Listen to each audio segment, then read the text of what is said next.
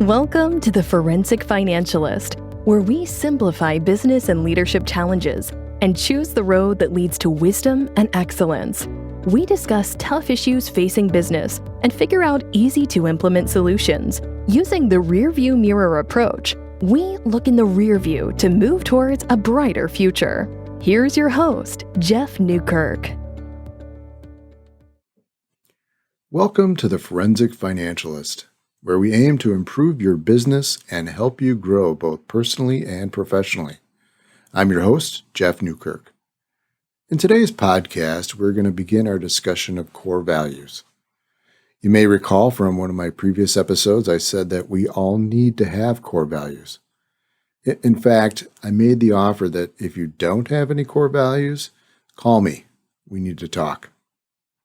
But before we get into talking about my own core values, let's define what a core value is. So I have a few definitions that I want to discuss. The first one is from Indeed.com. And Indeed.com defines core values as personal values that guide you when making important decisions and doing work. Core values help you develop your personal and professional goals. Second definition is from John Maxwell, leadership guru. He says your values become the foundation of which everything else is built. He goes on to say that if you don't have your own set of values, you will always be at the mercy of someone else's values. It's like you can't build a house until its foundation has been set. And your values, of course, are the foundation. And if you don't have your own values, well, you're building a house on somebody else's foundation. And that's just not going to work. Third definition is from Patrick Lencioni, and another leadership guru.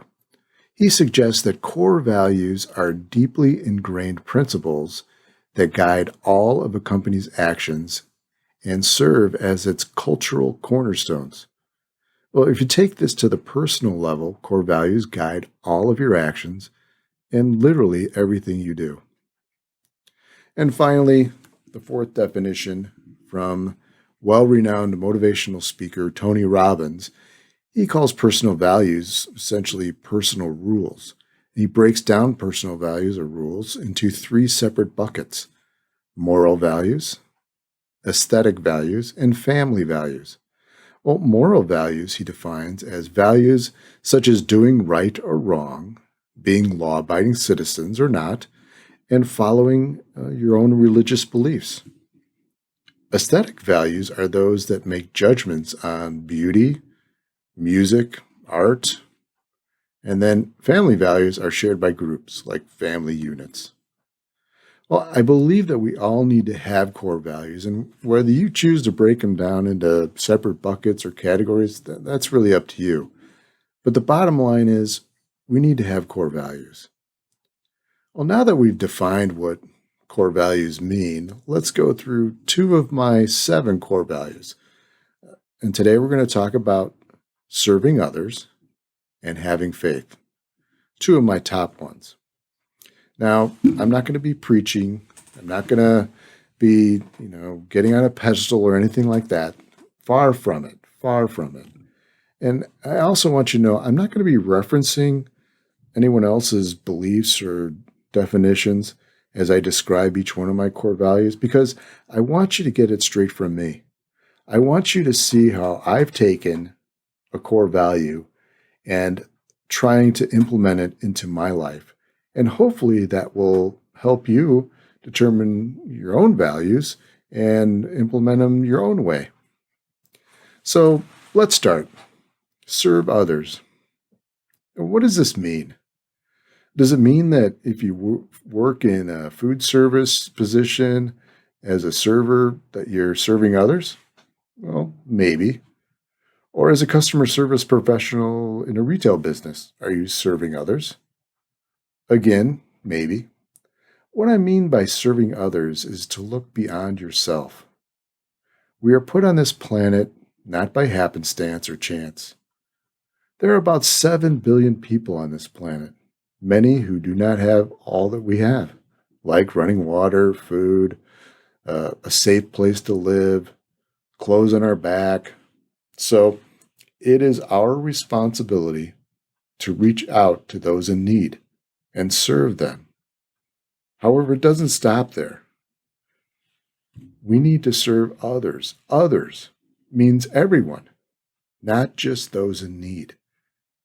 So what about serving at a restaurant?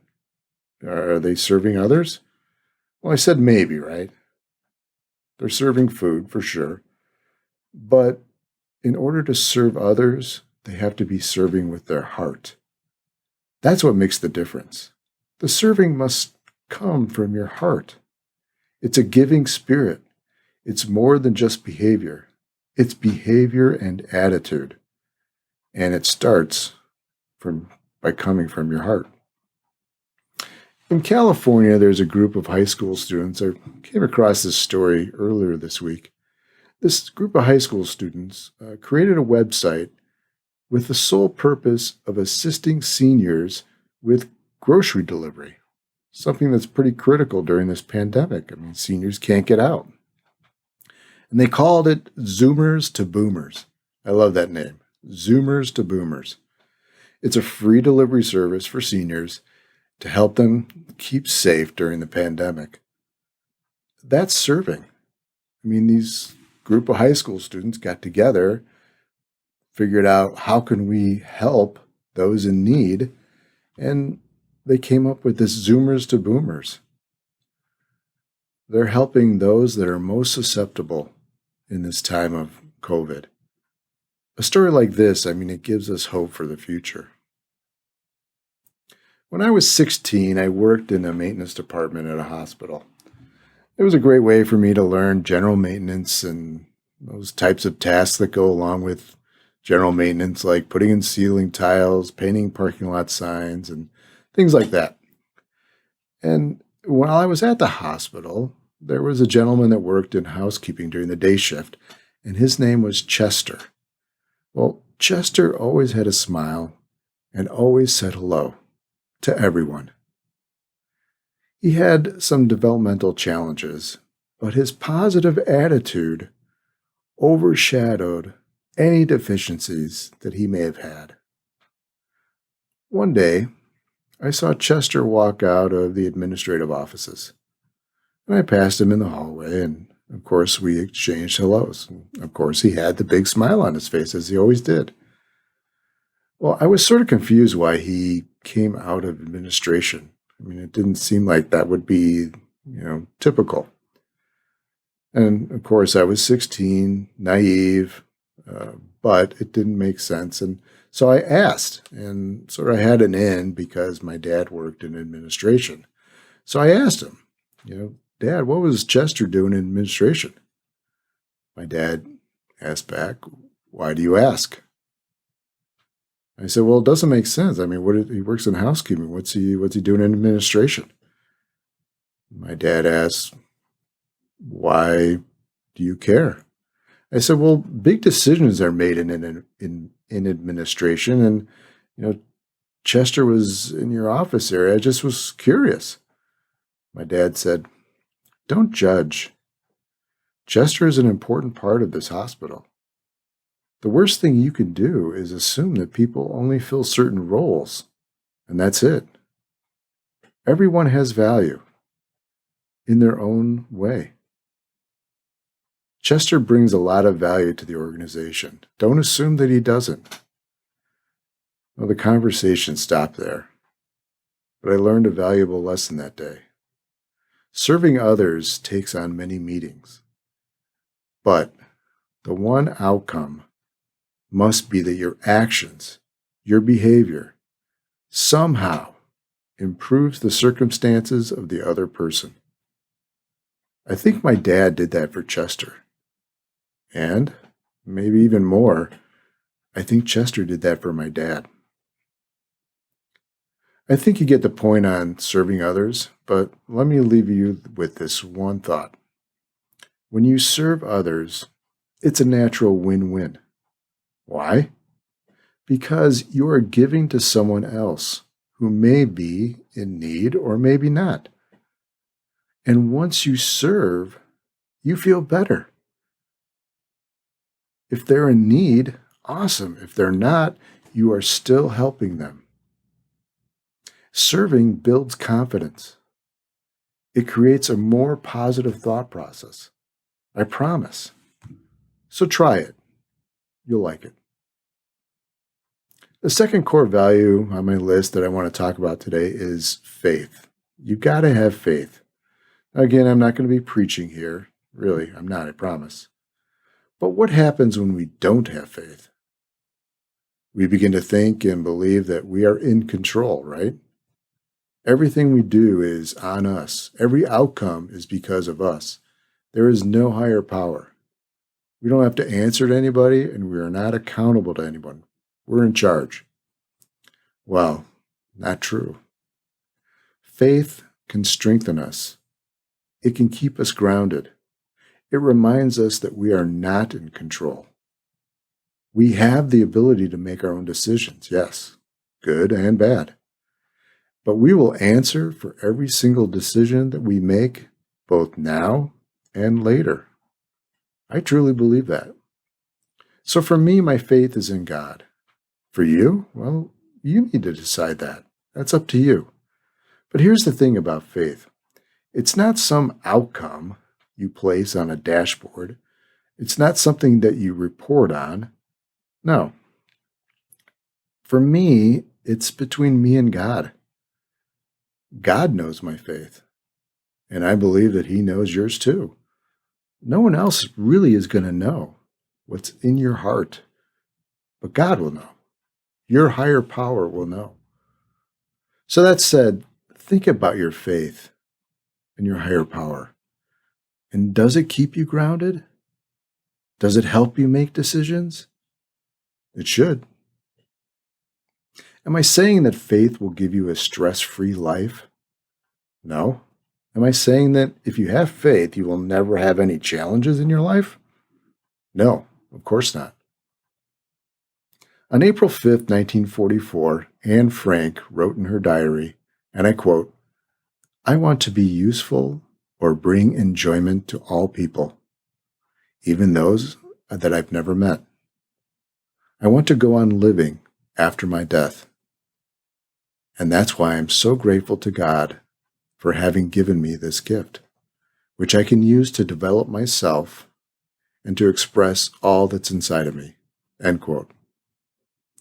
Now, Anne Frank was 15 at the time. She was 15 years old when she wrote that. And then she went on to die at the Auschwitz concentration camp. I mean, can you believe that faith? That is truly incredible. Some people think that having faith means that you go to church or you go to temple or you go to the mosque all the time, regularly. And I contend that that certainly helps and it's beneficial. But I'll also add that it's not the fact that you go to church or temple or mosque regularly. It's the behavior that you exhibit outside of the doors of your house of worship that makes the difference. You learn and worship inside, but what you do with that information and what's in your heart, well, that takes place on the outside. So, do you have to go to church or temple or mosque to have faith? No, I don't believe that you do. I think it helps, like I said, but I don't think that that's a prerequisite. Faith encompasses more than religious faith. You decide what you're going to put your faith in.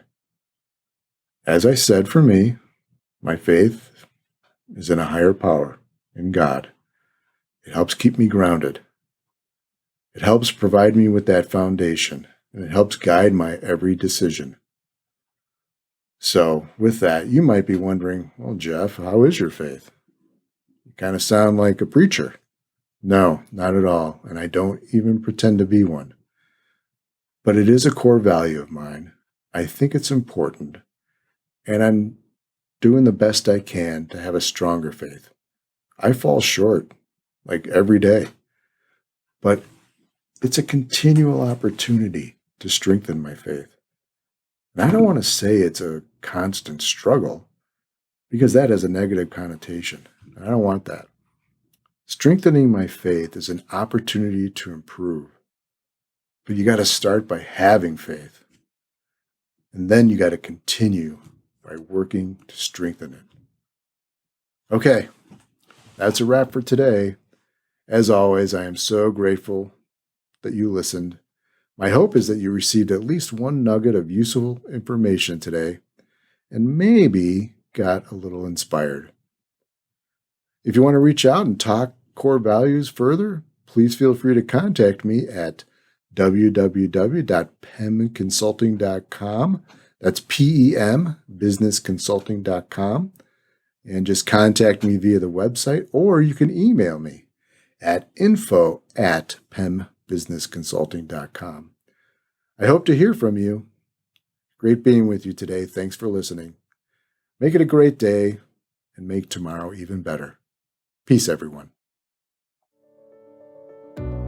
You've been listening to the Forensic Financialist, where we simplify business and leadership challenges and choose the road that leads to wisdom and excellence. To learn more about Jeff, visit his website at understandablesolutions.com or email Jeff at jeff@understandablesolutions.com. Mentioning this podcast will get you a complimentary discovery session with Jeff. Until next time.